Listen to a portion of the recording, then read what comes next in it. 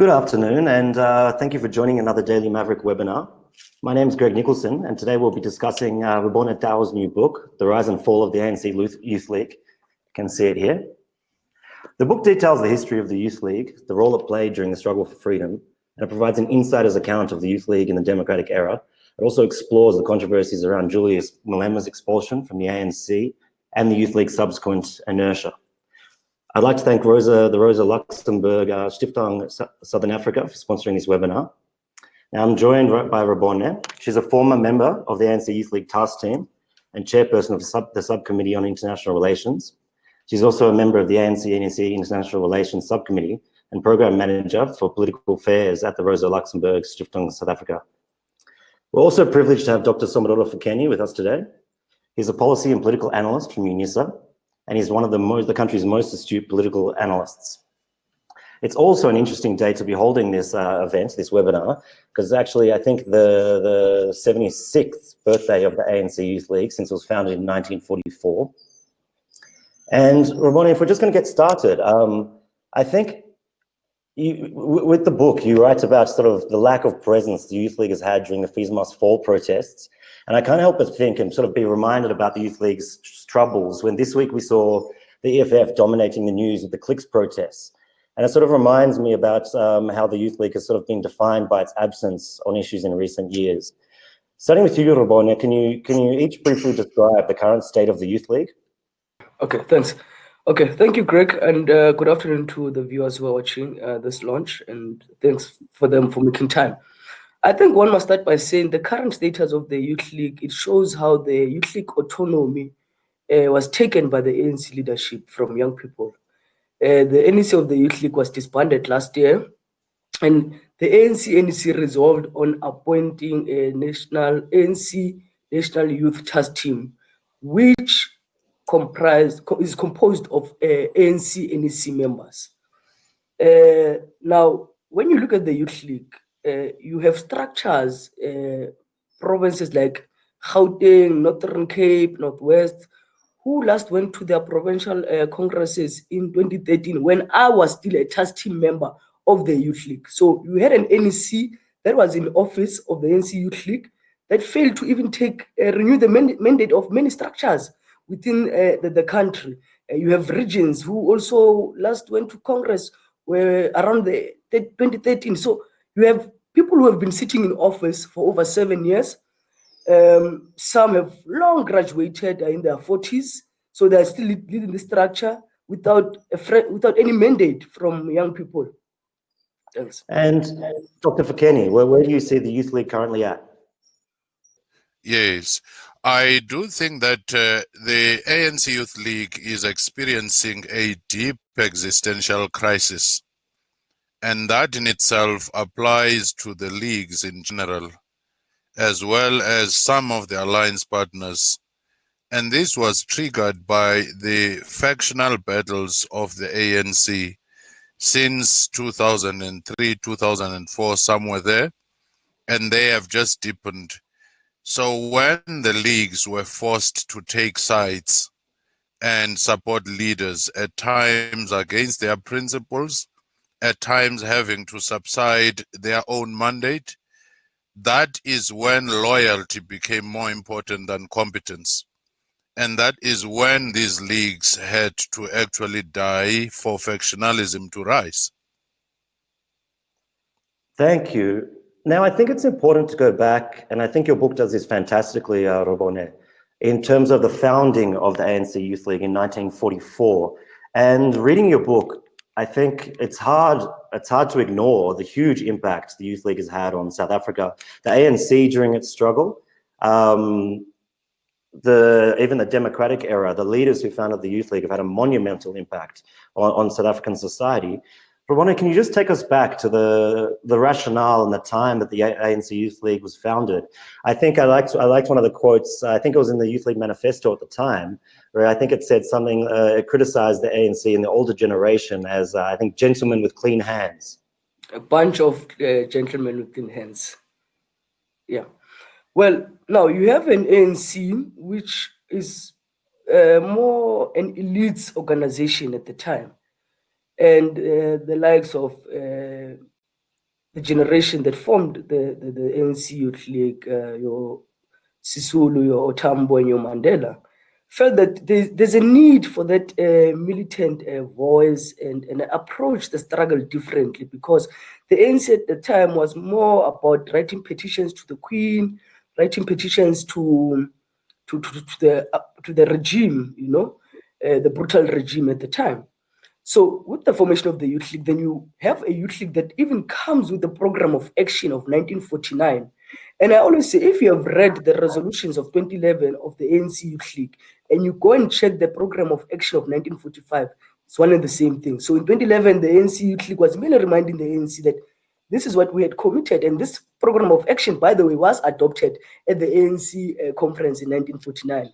You have then a Youth League that makes sure that the ANC is a mass organization that operates within the community. And that's why you then start to have campaigns like the Defiance Campaign 1952. And this is now the Youth League giving life to the ANC. And that's why they say the Youth League brings new ideas to the ANC, the board of opinion of the ANC. And its twin task is to champion interest of young people and rally them behind the banner of the ANC. So they were more occupied, the generation of 1944, to really give life to the ANC and make sure that the people of South Africa support the struggle for liberation. And Dr. Fikeni, can you sort of describe the turning points that came in the ANC with the foundation of the Youth League? Because at least reading the history as I see it, it seems that was led to the ANC essentially as we know it. Some of those early programs of action, I think it was the Defiance Campaign and so on, and also some of these leaders then went on to found MK. Well, I do think that the formation of the Youth League and its push for the radicalization of the ANC defined an epoch in our liberation movement, because it produced the leaders like Lembede Sobukwe, Mandela, Sisulu, Tambo, and so forth. And not only did it produce this cohort of leaders who would go on to lead the organization and to lead it and be known globally, but it unleashed certain ideological debates which ultimately would lead to a split of the PAC, the Pan-Africanist Congress. And it also generated a discourse about some of the issues that hitherto had not been discussed because they were bringing discomfort.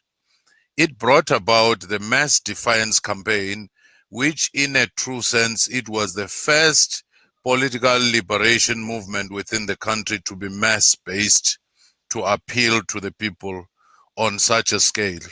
And it was in the midst of that the Freedom Charter, which became a blueprint for many of our policies, and reference to it is often made in virtually all other major policy documents we have.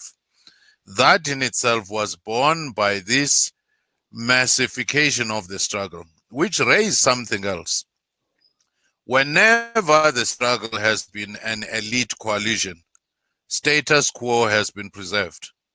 Whenever the masses have been brought in, as we saw with the Mass Defiance Campaign triggered by the youth of the late 1940s, whenever the Black Consciousness movement tried to massify the struggle in the 70s, whenever you had the mass democratic movement of the 1980s, that's when you see a dramatic shift in our country's history. But now, post-CODESA, what seemed to have happened was the demobilization of the political forces in place and the demobilization of the civil society, because everybody thought that the political elite coming from exile, some having been ANCYLs, would know best what was needed.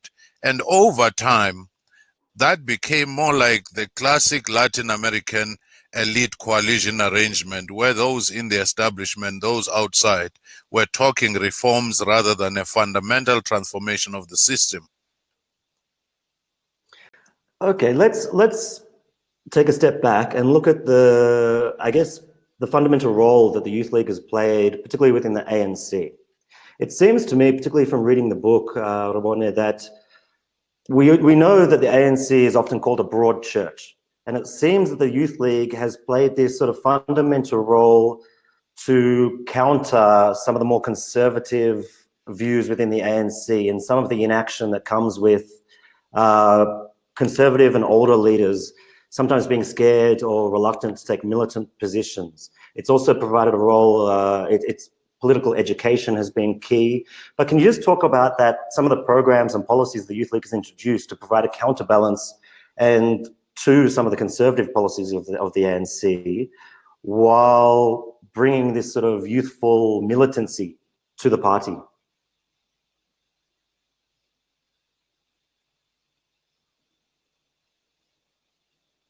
Sorry, Rebone, we can't quite hear your audio there. I'm saying I won't go backward far. I'll look at post 1994. Now you have an ANC Youth League Congress that takes place in 2008, which they are also questions of the legitimacy at the time, because if you remember that Congress of the Youth League had to be adjourned after the top 5 officials was announced and had to reconvene in Nazareth. And I still believe that that's where the autonomy of the Youth League was taken from the Youth League. Now, we then go to 2010 under the leadership that was elected in 2008. And the ANC is now preparing for its National General Council. But the leadership at the time of the Youth League says, no, let's not go to the ANC, NGC, not organized. Let's have our own NGC, which was the first NGC that the Youth League has had since its formation, and has been the only NGC, by the way, up to so far. They then say, we need to nationalize certain sectors, you know, and start to sponsor this view to the ANC at the NGC. You go to the 2011 Congress of the Youth League, the resolutions that they take at that conference on the issues of land, you know, and so forth, you know, but mainly reminding the ANC, but pushing the ANC to say you need to transform the society. It can't be that post-1994 things are still where they are today in terms of whether they look at the economy of this country, because those who are less fortunate continue to suffer post-democracy. So you have a Youth League that comes up with this brilliant resolutions in 2011, you know, and which the sad part is that the 2015 NEC that came in 2015 just seemed to have focused actually on one resolution, which I can remember. They used to put up their hands like this and say 40%, which means deployment, you know. So it shows, you know, that the priorities were more about deployment, was no longer about, you know, the revolution and liberating the people of this country. Yeah. Prof. Fikeni, can you just elaborate a little bit also on that role that the ANC Youth League played as sort of a counterweight in terms of spurring these programs of action? Indeed, historically we've already made that reference, but more recently I think that is quite fundamental, that the youth took a stand to say, here is a policy platform. And this, if we recall, is what forced the ANC to even talk of the second phase of transition, which would be radical. This is a precursor to the radical economic transformation. But what happened is that when the Youth League is disbanded, the entire ideological and political infrastructure is transferred to the EFF. The reason your COPE and other political parties didn't have a good start, it's because they didn't have a starter pack like the EFF, because when you dismantle the entire Youth League leadership in its entirety, it took and transferred the ideology, the political infrastructure, the networks and everything else to re-establish itself elsewhere. So they didn't have to start afresh to say what will be our ideology and so forth. They rehashed what they were already involved in. That is quite significant. And number two, when the fees must fall, when the youth factor becomes a forceful factor in our public discourse, because come to think of it, all the social and economic ills of the country, the people demographically who are most afflicted are the youth. Whether you talk HIV, AIDS, unemployment, violent crime, road accidents, anything else that you can think of. It's mainly been the youth. Human trafficking is the youth. Gender-based violence, though it affects the elderly people, mainly it's younger people. So it is out of that material condition and pressures that they start looking for a political expression and political home. And when political formations like the Youth League were in limbo, they could no longer exist beyond the caretaker arrangement. That's when you start seeing spontaneous and well-organized outside the Youth League events such as the fees must fall, roads must fall. Some of them had attachment to the ANC, but they were pretty much autonomous because ANC had no guidance to this. And some of the Youth League leaders, remember, ANC as a way of accessing resources, as a way of social mobility to rise in positions, so they would dare not rock the boat. Even the way they were speaking the language, they didn't want to be that critical or radical against government. So that gave the space to the EFF, that gave the space to the other free-ranging youth. And the Youth League became a marginal player in that space, even when some of its prominent members were involved.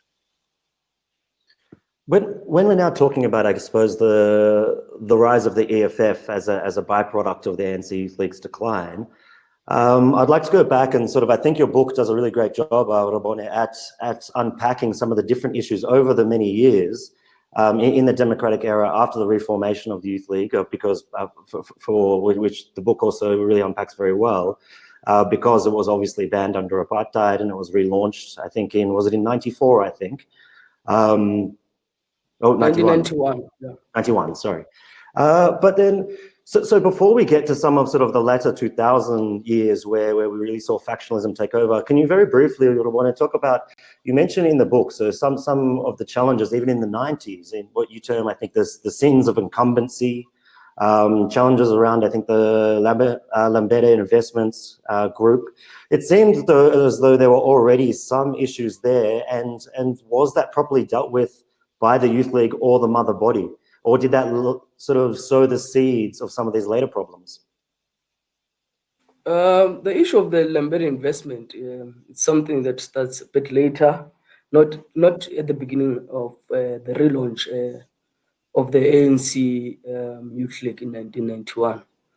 But what was interesting also about the Youth League, in 1991, you remember that there was the issue of the IFP, when people were dying, being killed. But the Youth League also organized themselves in the book also, where Comrade Thaba Makwetla was writing a document on having peace desks within the ANC Youth League, which was very important. And the late President Bitamukaba also encouraged during their era the culture of writing and reading, within the ANC Youth League, and the importance of political education, which later in the years we have seen how the ANC tried in 2012 to say it's a decade of a cadre from 2012 up to 2022, but we are not getting any sense of what is happening with this decade of a cadre. But as Prof said, Dr. Fikeni said earlier on about challenges of the ANC around 2004, 2005, you have now a leadership of the Youth League who is seen to be so internal in the infights of the ANC, preparing as they prepare now to go to the ANC conference, which was then in 2007 in Polokwane. You have Ruben Muhlaloha, who was the deputy president, and Mbalula was the president of the Youth League, who had a different view in terms of retaining the former president Thabo Mbeki as the president of the ANC, and not supporting the view that the former president Zuma should be elected as the president. You have him also being silenced and by a form of being suspended in the organization. So you have those such things now coming up of suspensions, which we later see, becoming worse around the era of 2008, after that NEC is elected, where you had Masocha also having to deal with the issues when him and Julius were no longer now agreeing. But the readers will read more about it in the book, where there was even a court case, around the issue of Masocha in Limpopo. You have the issue of later having Stella Ndabeni also being suspended, under that era, So and in the book, the readers will learn more of what also transpired. But you had now a new culture, of suspension, and the Lembede investment, which was, with millions. Today, the Youth League, I'm not sure of its status, if I'm telling you the honest truth, because at some point we were told that the Youth League has been liquidated, And then one wonders, the Youth League had so many assets under that Lembede investment, and it was sold, and there's no proper accountability. And the reason why it was actually sold, because then you had also the Brett Cabell, who came in, into Youth League politics, in the era around when Songeza was the Treasurer General of the Youth League, and Fikile Mbalula was the president. You also have an era where you have this guy who owns Gijima, from Robert Gumede, who was also, sponsoring the Youth League and so forth. So you see also the presence of business people now, Then under Colin Maina, you had the Guptas, and as it was reported even in the papers that they bought him his house, So it shows also how we really started losing it, over the years, and it became worse. It seems that the Youth League, like the ANC itself, suffered from many challenges working with corporates and, as you said, the sins of incumbency. And there were challenges within the Youth League under its various leaders, Fikile Mbulula, Musa Gagaba, and so on. But things really seemed, the start of the end, at least from reading your book, seemed to me to come when the extreme factionalism that rose up ahead of the ANC's 2007 Polokwane conference started, and the issues between the Zuma camps and the Mbeki camps really sort of rose up. Can you just give us a sense of how those differences in camps and the divisions within the ANC then bled into the Youth League issues, Rebone? I think I'll just go back a bit on the 2008 conference. You had Saki Mofokeng, who was then the 2008 Youth League conference. Mm-hmm. Yeah, you have Saki Mofokeng, who was the national organizer of the ANC Youth League, building up to the 2008 conference, contesting for the position of president of the ANC Youth League. And then you had Julius Malema, who was coming from Limpopo as a secretary of the province, ANC Youth League, contesting for the position of the president of the ANC Youth League. And now, when the announcement of the top 5 comes out by IEC,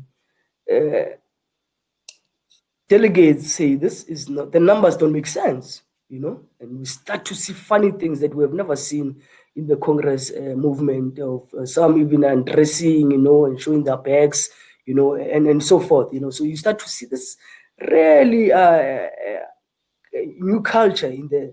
And this is also based on that conference of the ANC, because from 2007, that culture just continued and it went into the Youth League.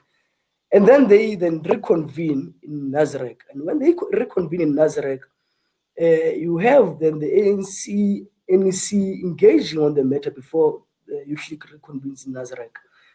And they resolve as the ANC, NEC leadership to say, you will accept the outcomes of this top 5, and you'll go ahead and elect additional members, So that's what actually took away the autonomy of the ANC Youth League, that 2008, and the ANC not wanting to listen to young people, because young people are saying, let's re-vote, let this thing go back to ballot, let there be a recount of the ballot papers, within the organization. So the factionalism just became so deep-rooted where, and I still maintain my personal views that disbanding the 2013 NEC, NEC in 2013, it was not a well-thought decision by the NEC leadership. It was an emotional decision. And may the soul of Comrade Magaqa rest in peace, who last week on the 4th, we were celebrating his anniversary since he passed on in 2017. Now, you must remember, they ANC disbanded the Youth League on the eve of the lifting of the suspension of Comrade Magaqa, which his suspension was going to end in April, and the Youth League is then disbanded in March. So it shows that the ANC also feared that, okay, those comrades are coming back, that suspensions are being lifted, so that means they're going to organize themselves, you know. So the ANC then takes this emotional decision without really applying its mind, because and we all know at some point Julius had a fallout with President Zuma, who in the beginning, you know, he used to chant, "I'll die for Zuma," insult the former president Mbeki, and that's why even later Julius, now when he's in the EFF, he even apologizes publicly for his behavior at the time when he was the president of the ANC Youth League. So, and those are new tendencies that just became a norm, you know, where it was normal that you would insult comrades, because then it killed also the room for debate in the organization. It was more about howling and insults, and it became just a normal thing, which we are seeing today, how the status of the Youth League is. I think, Dr. Fikeni, I think when we talk about the Youth League today, we have to obviously talk about Julius Malema. And Rebone's book, I think on the one hand, praises the resolutions that came out of the conference in 2011, where he was a re-elected leader, as important to South Africa, and she compares it to the 1944 generation, where they pushed issues such as land expropriation, nationalization. But on the other hand, question some of the tendencies of sort of, these are my words, I'd say personality cult, sort of purging opponents and so on. I think it's an interesting balance. Did Julius Malema, I think, I find it hard to say, sort of, was he sort of spurring the revitalization of the Youth League, or was some of his actions the ultimate downfall of this institution? Well, I do think that the rise of Julius Malema comes at the time when the seeds of the downfall of the Youth League are already planted. Planted in a sense that the Youth League, still under Fikile Mbalula, had now prioritized factional battles, which would come with a reward of being placed within a cabinet or closer to the leader who will emerge. At that particular moment, the culture of the politics of spectacle, insults, humiliation, sort of replaced a very careful thinking, strategizing, and a discipline which is quite consistent, which was supposed to be applied consistently. So, by the time Malema comes in, the politics of personalities and the politics of vulgarities are already taking root. And remember that even the campaign between Mbeki and President Jacob Zuma, it was, you know, seeing something that ANC had not seen in a very long time, where disrespect, humiliation, spreading of fake news, creating conspiracy theories and so forth. At that particular moment, not only for the Youth League, the political culture of the country changes, whether it is for the SRCs or the SASCOs, whether it's for the Youth League or in the unions, everywhere else. It is where now you had to get into a position of power by all means, because you had to use some thuggery at times and some unconventional means. It meant that well-meaning, disciplined cadres who had the capacity of leadership were browbeaten to the side because the new culture is something that was foreign to them. Then the leadership came in many instances, and it still happens right across the political spectrum, in different forms, the very ways of trying to eliminate your opponent, of trying to mislead at times, of trying to be rude and crude, humiliate, became the flavor it became the key performance area for rising to leadership role.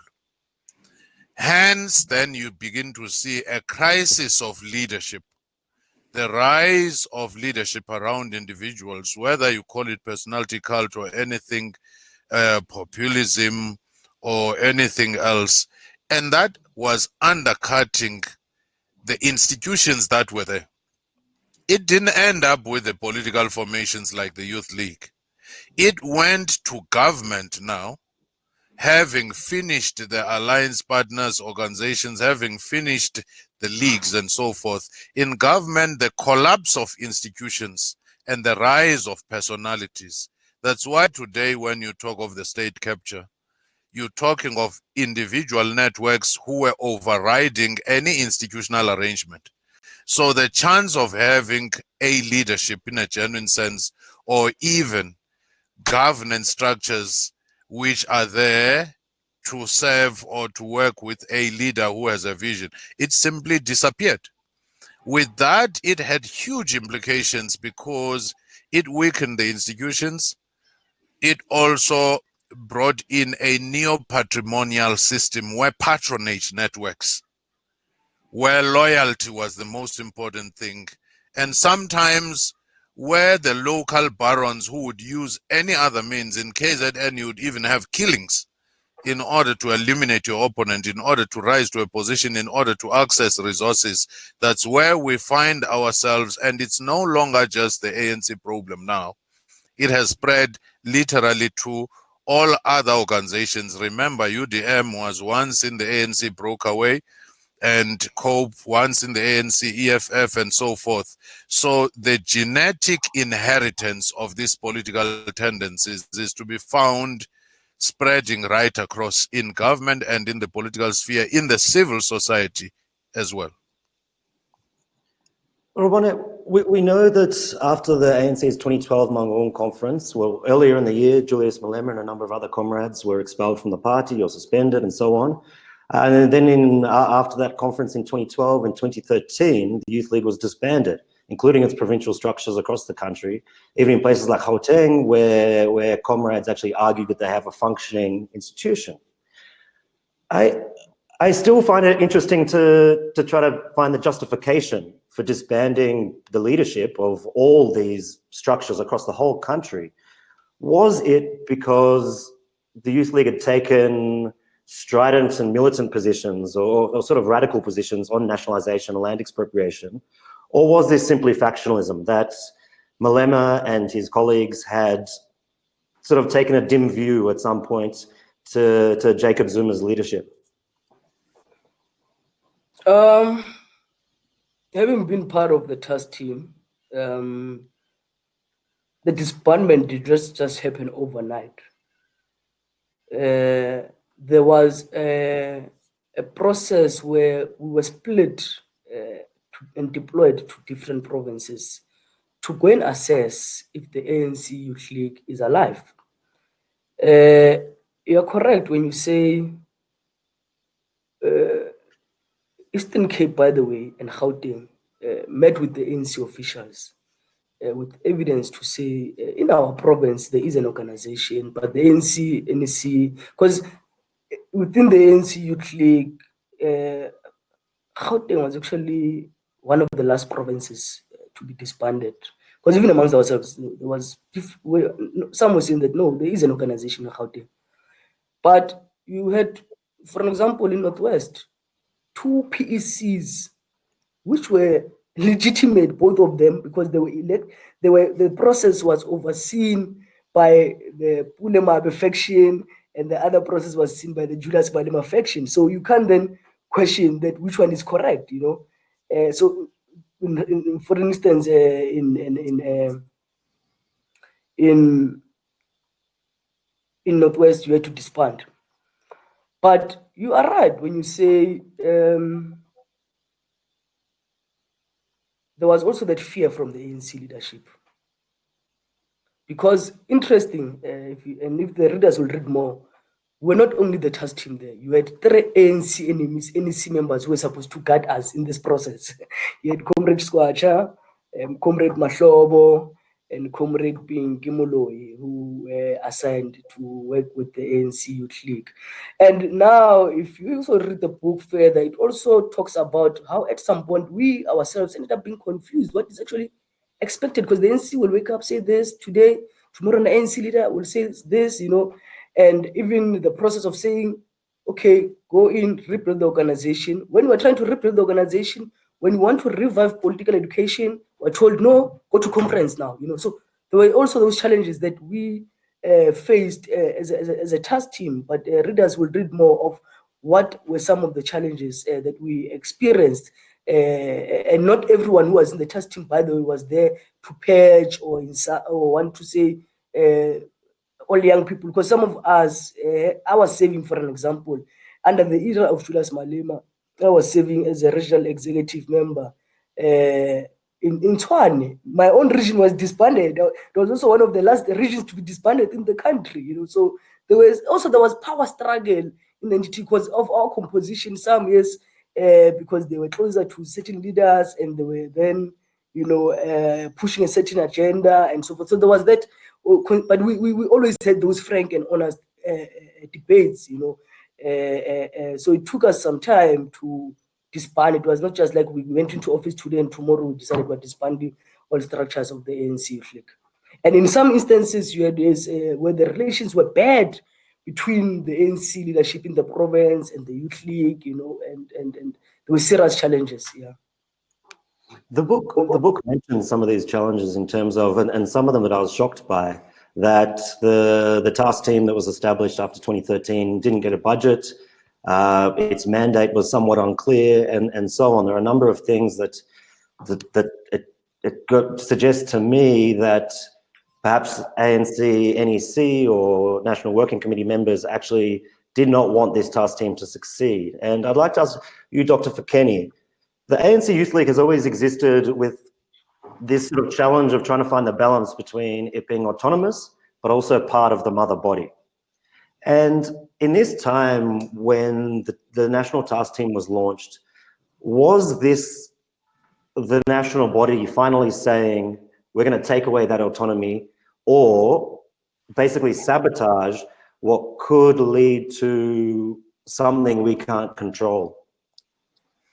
Well, I don't think they were quite clear themselves. Remember that the ANC emerges divided from Polokwane, and it goes to Mangaung. It is still divided further.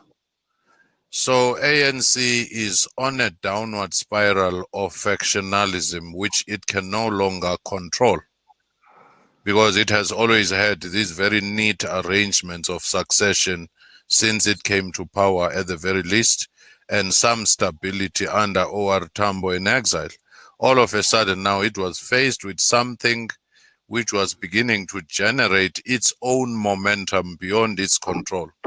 Some wanted to see the Youth League revived, but some were not even trusting of some members of the task team. Any formation within the ANC, once you get into a factionalized space, it becomes a suspect. And that reminds me of the time when I was called by COSATU to replace President Dalula of Brazil as a keynote speaker when he fell ill in, Midrand. It took 2 hours for them to debate. After the executive had accepted me as a speaker, when I was about to speak, all of a sudden they were consulting, is he not going to side with this faction or that faction? So the paranoia had reached a certain level that you could no longer understand. And that is when the value system of the organization sort of subsided. That is when the political culture was being replaced by the new one. And that is when the opportunity for opportunism and access to resources, crass materialism, and the sins of incumbency become magnified. They were there before, but right now, the political insecurity for some who had never worked anywhere else was, let me loot as fast as I can before I go. Rone, I'm just going to read a couple of comments from our audience at the moment. We've got one from Mashuru Isaac Chisukule, who says, I'm a former leader of the ANCYL. I was of the opinion that in order to curtail issues like gatekeeping and many others, it was a good idea that the elderly be appointed to assist rebuilding the Youth League to its former self. But observing how the task team is operating, I realized that the Youth League needs young people themselves, not elders who are there pushing their own agendas. Can you just touch on that, particularly in this time where the current task team is actually made up of ANC, NEC members who are all over the age of 35? I think I'll first start by talking about our task team. What was nice about it, that we had a mixture of the young and the old, which the older were also like former leaders of the ANC Youth League. Now, we prepare now, as we're told by the ANC, that no, the Congress of the Youth League must sit. We prepare now for the Congress of the ANC Youth League.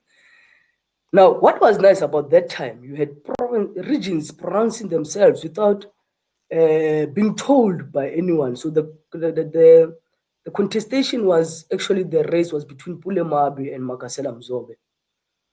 On the eve of conference of the Youth League, we were then called to Lituli House as we were busy with the registration and delegates are coming to the province. And we were told this Congress is not going to sit. We are dissolving you as the task team. Wow, okay. You gave us the mandate, and we feel, most of us, that we lost an opportunity there to fight for the autonomy of the Youth League, to tell the ANC that this Congress is going ahead, delegates are here, and there were not issues of disputes that were there as much. You know, we dealt with disputes in the regional, in the different provinces, you know, as we're preparing for that Congress. A task team then is appointed in 2015, in 2014, after we were disbanded. This task team now is led by Fikile Mbalula as the convener, Natim Teto as the coordinator. You've got only former presidents of the Youth League in the main, and then Mahlobo and Pinky, Moloi, and Squasha forming part of this task team from ours. What was interesting about the 2015 Congress, there was no ballot at Congress. Even for additional members, there was no voting. So, and that process, who oversaw it? ANC, NEC members. So young people were just silent at the 2015 Congress. And you had a leadership, because at the time you had Pule Mabi was still also contesting at that conference, but the main front runners of the 2015 was former Deputy President of the Youth League, Ronald Lamula, and then you had Maine, who his campaign starts 2 weeks before the Congress sits, and he wins this Congress. It doesn't go to ballot, you know. So it shows you the interference of the ANC, NEC members, that we can't trust them with this thing, because some have got vested interest to control the Youth League, to be its mouthpiece when they fight their own factional battles. As things stand, we know that in 2022, the ANC is going to its Congress. And the soul of the Youth League, again, some want it because they want a Youth League that will pronounce or insult certain leaders within the Youth League. So I fully agree with him that this process must be handed over back to young people. Let young people themselves rebuild this organization, you know, but it must focus on reviving the community activism in a cadre, because the Youth League has left vacuum, and that's why there's no vacuum in any revolution. That's why the EFF has occupied the space that the Youth League, the role that the Youth League has to play. So you need to bring the Youth League that is more community-based, as we have, where we know the Youth League to be in its nature. A Youth League that will champion interest of young people, a Youth League, but also that will focus also on political education, because with the Youth League, you have every year, the Youth League membership is not like the ANC. The ANC, I can pay for my membership for the next 5 years, I'm a member. But with the Youth League, every year I must renew. So every year you are recruiting new members, you know. Some will renew, some might not come back, you know, and some you find that they are relocating to different provinces. So, but a political education is something that needs to be brought back if you want to bring back the life of the Youth League, so that young people can stop being used as pawns by some ANC leaders within the factional battles that we continue to see in the ANC today, and as we will see also moving forward. But young people that will understand their mandate and why the Youth League was formed and what role they need to play in society. One of the interesting things, I think, real benefits of your book is that you did speak to a lot of former Youth League leaders and people involved in these processes. And I think one of the comments that stood out for me when in terms of interference and when we look at that 2015 Congress was, I think it was Stella Ndabeni Abrahams who said that she spoke to Colin Maine when he was contesting, and he said, "I'm not contesting. I was asked to stand or told to stand." I found that quite fascinating. But let's go to another question from an audience member here. Michael McLagan says, the ANC is referred to by some as the sick old man of SA politics. With the implosion of the Youth League, is the ANC's ability to attract young people severely compromised?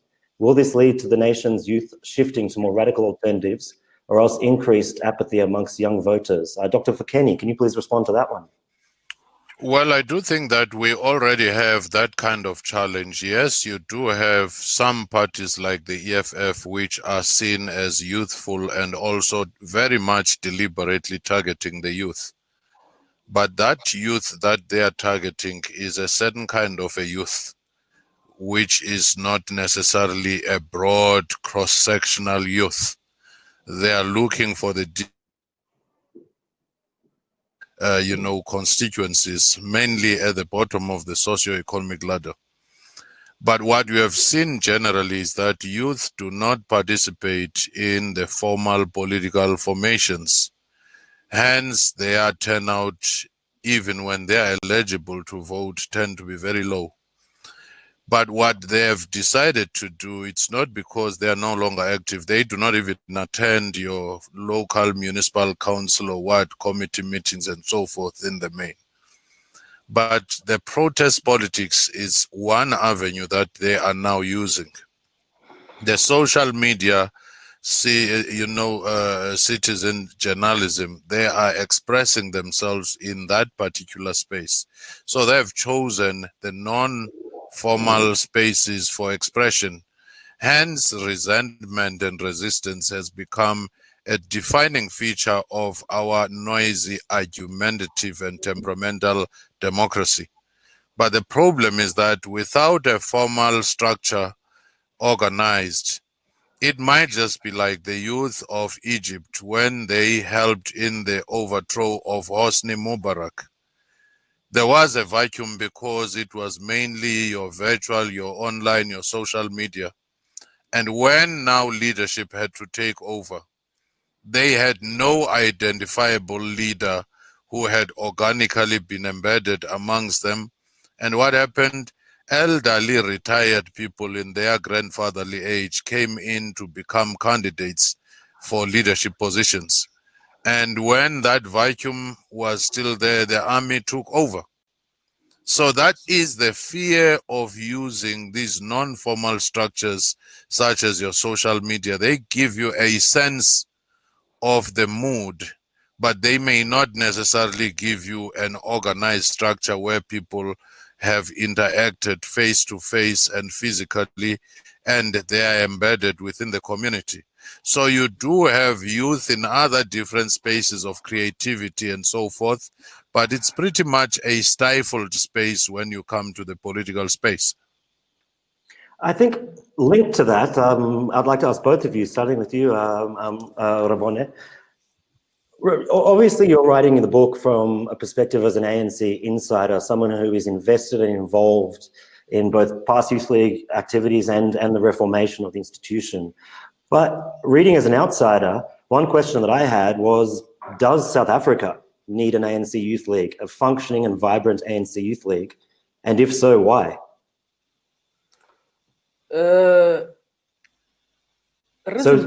Why should we revitalize this institution? Yeah.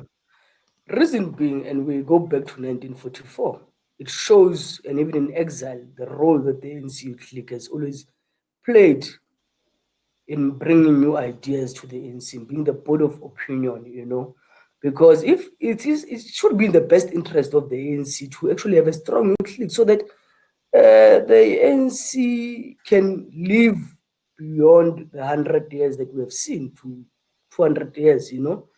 So the ANC is not attracting young people. It's only the youth league that can attract the youth vote. If you check how the ANC, even in 2019, it has declined across all provinces, you know. The ANC nearly lost Gauteng. Gauteng is a multi-class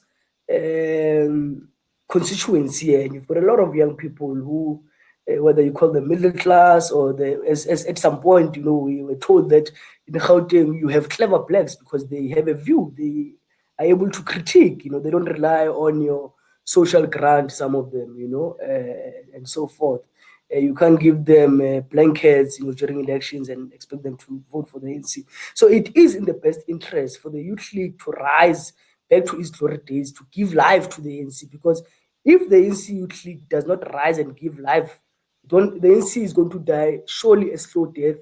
We'll just read about the ANC in the papers, or an ANC that is now in coalition, or an ANC that is in opposition. So you need a Youth League that will be the ones, because I mean, you have ANC Youth League which has got a seat at the ANC National Executive Committee, and right now they're not able to even tell the ANC of the challenges that are facing young people, whether on issues of economic recovery, because that seat has been taken away. So without the Youth League, you have no one that is there to engage the elders and tell them of the current political landscape in the country, because young people in their nature, you know, they are very energetic, and old people are not. It's a fact.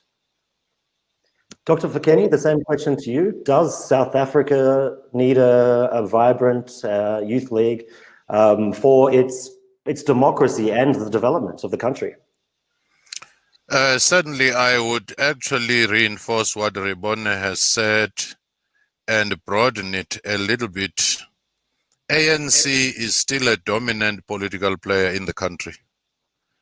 The health of the ANC often determines the health of our democracy, because the second largest opposition party, which is still far smaller in a sense, is having its own crisis, and EFF is still within the range around 10%.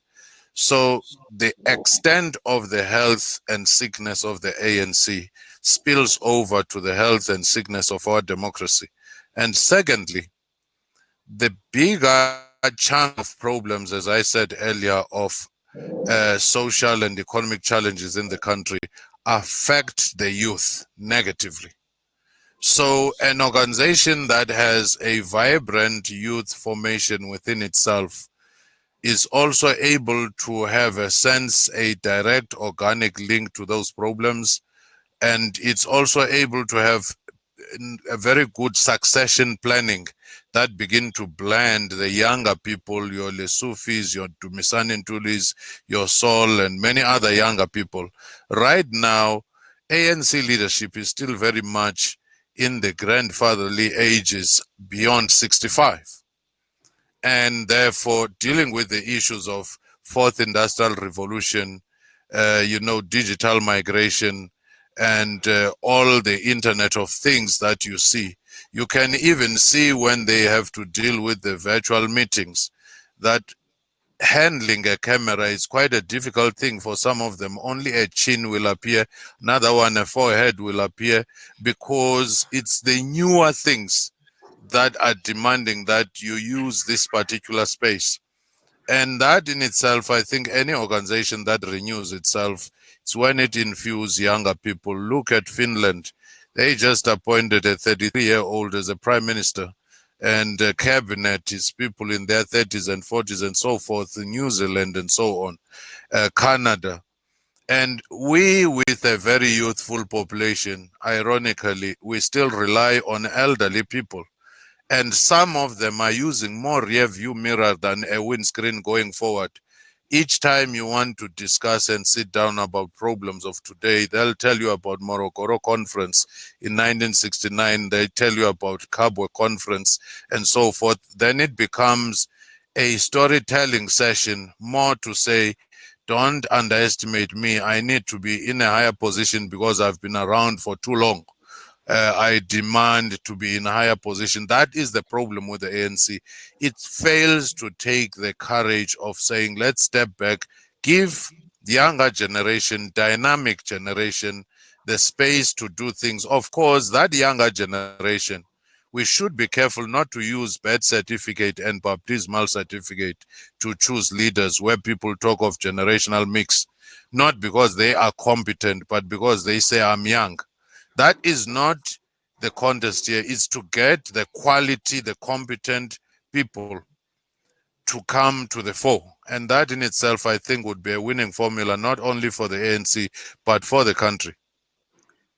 Rebone, in your book, you describe the Youth League as currently, at least from the public side, associated with opulence, patronage, corruption. What are the first steps to begin the work of rebuilding? And I'm going to link this to a listener's question who was actually directed at Dr. Fikeni, but I'm going to direct it towards you. Mondli Mkunu, who says, what will it take to reorientate the Youth League to become an activist organization that can champion actual causes such as unemployment, gender-based violence, climate change, as opposed to being a waiting room for the tender moguls? So, but I'm interested very much in the first steps that need to be taken. I think it's over the years. I mean, we've seen Louis Vuittons becoming the in thing, you know, in the Youth League. You know, when you don't have a belt of Louis Vuitton, then you're not a coolie, or you can't lead. You know, Timberlands becoming, you know, where you can buy a delegate of the ANC Youth League Timberlands, and you're certain that you will get the vote. But what needs to happen right now is that we need to go back to basics, in a sense of community activism. Because you see, once you disband all structures of the Youth League, if you, for an example, you can still put a task team, but you disband provinces, regions, and branches and say, everyone go back to your branch. We're reviving now. You must be a community activist, you know. For us to launch your branch, we need to see that there is life in your ward where you are staying. You are championing interest of the people in your ward, because there are always challenges in the different wards in terms of service delivery, and the Youth League has left that space. It's not dealing with issues of service delivery. I'm saying to the ANC, you are in government, you need to deliver the basic needs that you have promised the people of this country. And on issues of whether jobs, lobbying and advocating, you know, because as it was said earlier on, we are indeed a youthful population. And now with COVID, a lot of people have also lost jobs, and a lot actually also within the youth sector.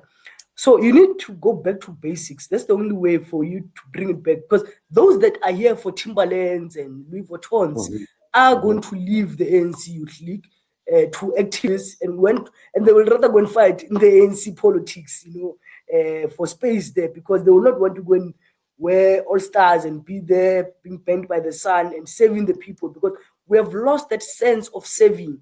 Most, you know, I get shocked when someone says ANC comes first, and I'm like, can South Africa come first? You know, because before you are a member of any political formation, you are born and you receive your birth certificate, which says you are a South African. So you are first a South African.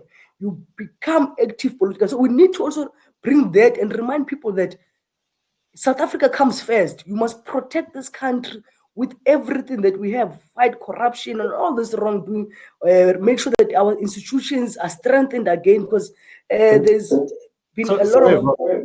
I'd just like to jump in there, because we've only got about 1 minute to go. I just want to jump to you quickly, Dr. Fikeni, in terms of going back to basics, putting South Africa first within the Youth League, and I suppose the ANC as well in their approach to the Youth League. Is that possible, Dr. Fikeni, do you think, while the politics of factionalism, patronage, and the temptation for the ANC to use the Youth League for its own or certain factional interests still exists? It could be possible if and only if the youth can have a critical self-introspection and have a long-term view of rebuilding the organization and begin to examine how leaders are chosen and what qualities of leadership are there. Lifestyle issues, money and politics are separated, and then go into a deep reconscientization process so that the revolutionary consciousness and the values that they ought to have. The real problem today is that many politicians, and the youth at that, are career politicians. It has become a full-time thing. It makes money, it makes you access resources, instead of being an activist politician, perhaps involved in a social movement where certain causes that do not even lead you to a position of deployment or position in parliament. You do things because you believe in them. You want to be a social entrepreneur, change the world for the better, rather than to change yourself. Sorry, Prof. Fikeni, I'm going to have to end it there because our time is up today. Thank you so much, Dr. Fikeni, Rebone Tau, for joining us today. Here's the book, and stay tuned for the next Daily Maverick webinar. Thank you. Thank you. Thank you.